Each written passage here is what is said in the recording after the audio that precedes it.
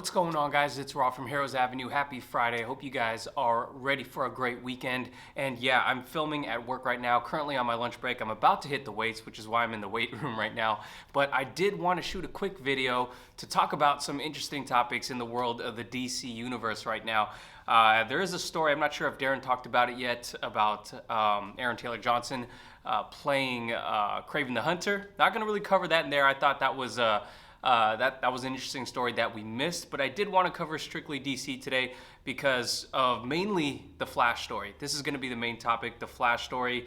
Grace Randolph did an interview with VFX artists that worked on Zack Snyder's Justice League and are currently working on the Flash, and they had some interesting things to say, so I wanted to comment on those things. But first of all, let's start off with this first topic right here, which is the Joker. Oh, and by the way, guys, please do hit the like button and subscribe to the channel. Subscribe to the channel if you haven't already.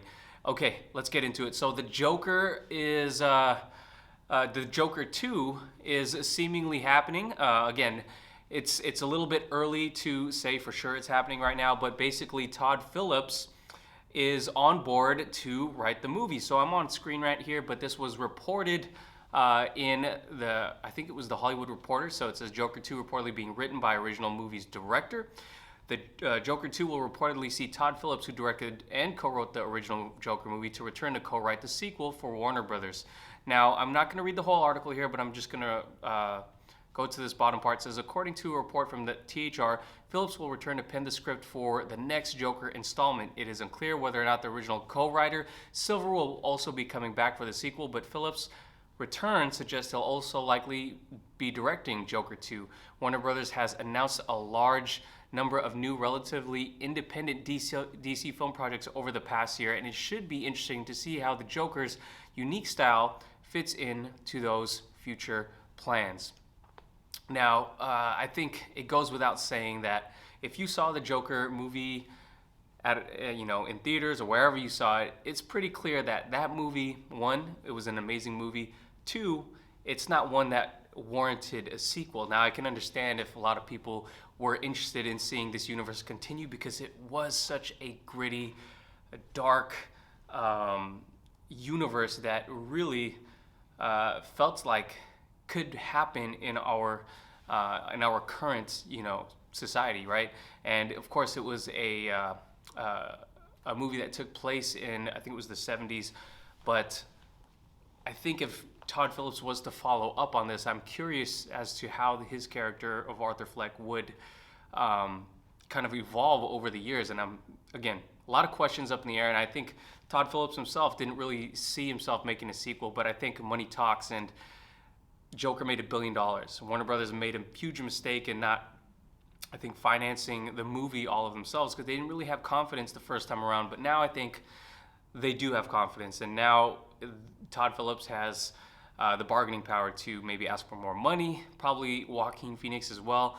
Although, man, I gotta say, Joaquin Phoenix getting back down to his Joker physique is going to be grueling, and man, it takes a lot of dedication to be an actor like that. So let me know what you guys think about this. I personally would feel that the movie doesn't need to happen at all. So if it didn't happen, I wouldn't be too disappointed, but if it does happen, I'm sure Todd Phillips probably penned a really great script because he did have a vision for this character, and I think he saw it through perfectly. So let me know what you guys think about Todd Phillips and writing Joker 2. Let's go ahead and move on to the second topic of today, and it's a short one, but I thought it's one that it would be fun to comment on because the Colbert Show, Stephen Colbert is my favorite late night host, and I think he's hilarious, and it was great that he was able to do a segment about the Snyder Cut, and really it was to promote Army of the Dead, but they talked a lot about Zack Snyder's Justice League 2, and let's go ahead and go into that. Let me log into our Twitter account here, make sure to follow us on Twitter, but it said The Late Show with Stephen Colbert, and it said Zack Snyder's A Late Show. And it's a long segment in which they kind of talk about Zack Snyder directing a show, and there's a lot of jokes in there, but there is a little portion at the end where Stephen Colbert says this. I cannot wait for everyone to see The Late Show Snyder Cut. Hey, Stephen, think fast. Oh, well, see, of course you can see a lot of the jokes in there, but I think. So, spin-off in minutes. And Oh. are we rolling? I guess he doesn't really say suck it. Warner Brothers. Oh, here we go. Suck it. Wow. His words, not mine. But yeah, second Warner Brothers. Suck it, Bottom Warner line, Brothers. I cannot wait for everyone to see the Late Show Snyder. So, Hey, Steven.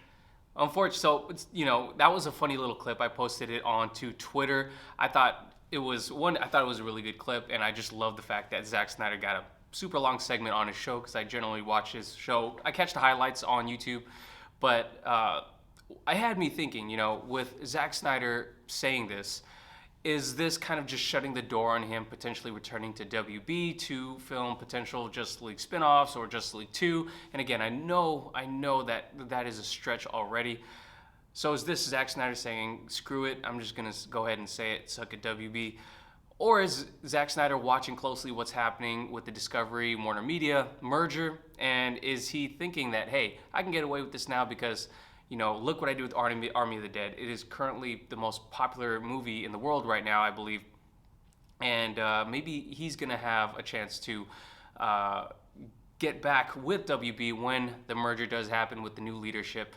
Again, I know it's a stretch, but I did think it was cool to see him just really give it to WB, even if it was just jokingly. I'm not taking it too seriously, but it was cool to see, and it definitely has a lot of the fans on Twitter kind of just hashtagging the crap out of that. So speaking of Zack Snyder, we do have, and we're moving on to the main topic at this point, we do have the VFX artists who have worked with Zack Snyder over the years, especially on Zack Snyder's Justice League. We're going to move on to topic number 3 here. We have VFX artists who were interviewed by YouTuber Grace Randolph just recently, and they also did interviews with other outlets as well. But they spoke recently on their work on Justice League. They apparently only had half a year to work and rework all the effects for Zack Snyder's Justice League. So they had to undo everything that they did with the theatrical cut. They had to find all the files that maybe were missing or incomplete. Or maybe not properly saved and backed up. They had to find all that stuff and create visual effects from those, and in some cases from scratch, for Zack Snyder's Justice League. And they spoke with Grace Randolph, and they revealed a lot of interesting things. So first of all, let's just take a look at this little sequence right here. I will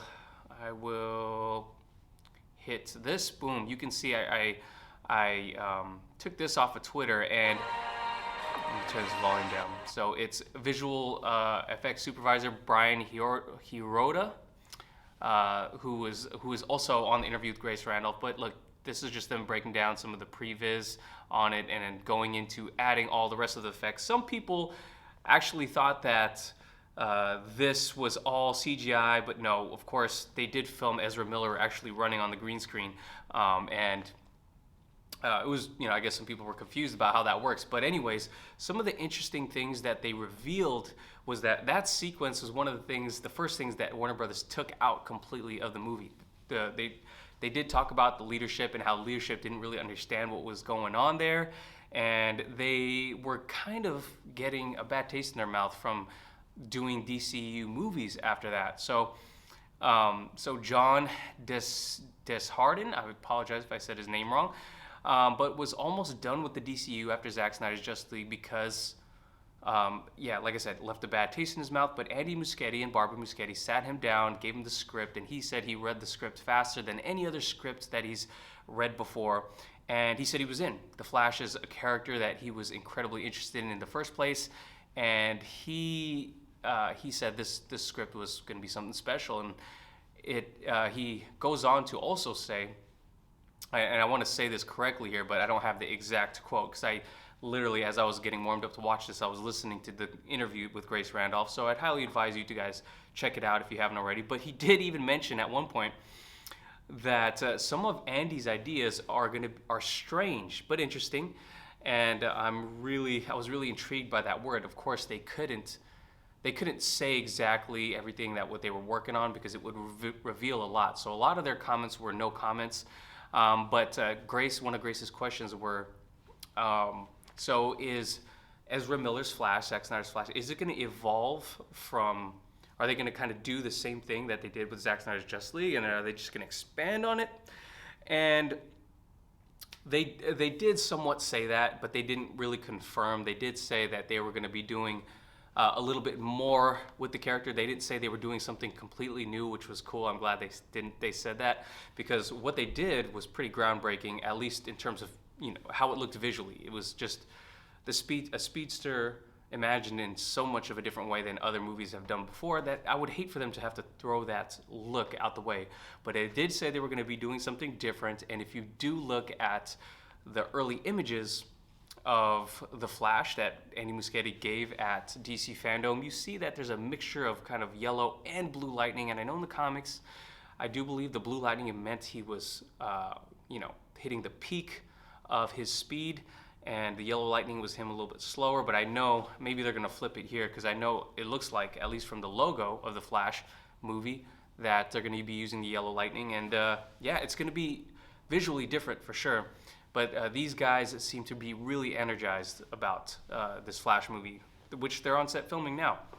So I'm excited because they're excited, because these guys love this. They love the visual aspect of these things, and if I think I can fall in love with the Flash visually, I do think, and especially with them mentioning that the script, Jordan DeHarden, again I'm saying his name wrong, but if he said that he fell in love with the script right away, I'm inclined to think that the script's actually pretty cool. Now, the reason I titled the video this way is because I'm seeing so many people write off this movie, especially because of what's happening and the fallout with Zack Snyder's Justice League. We know the leadership, we're not the biggest fans of, but again, I am a fan of Andy Muschietti's work so far, and I do think he's getting the creative freedom that Zack Snyder didn't get. Now, that doesn't mean I'm gonna not support him. It's not his fault, just like I'm not gonna not support James Gunn because he's getting creative freedom. You can't have it both ways. You either want them to have creative freedom and to be able to do what they want, or you don't. And I do want the directors to be able to do what they want, and I'm glad that Andy Muschietti is getting to have his strange ideas played out. And I was kind of really zoning in on that word strange, but I am excited for it. I say don't write this movie off yet, because again, it does have ties into Zack Snyder's Justice League. We're gonna have two Bruce Waynes and Batmans in the movie, one of them being Ben Affleck. And we got Ezra Miller, which is of course the continuation of Ezra Miller's character. We do have Iris West from Zack Snyder's Justice League in this movie as well, Kiersey Clemons. So that's why I'm not ready to write off this movie. All signs point to this movie being great, and I think even at one point in the interview, Jordan mentioned that he saw or heard of early drafts of the script that weren't very good, but the one he read that they're moving forward with was really interesting. So that's why I say don't write off this movie just yet. I'm really excited for it. And I could still be excited for potentially Zack Snyder working with WB again in the future if we get some new leadership on board. So I'm hoping for both, to be honest. I'm not writing off this movie. I'm not boycotting this movie. I've been saying that. But let me know what you guys think in the comments down below. Let me know if you've seen the interview and what you think of it. Thank you guys for watching. Have a great weekend. Don't forget to like and subscribe. Peace.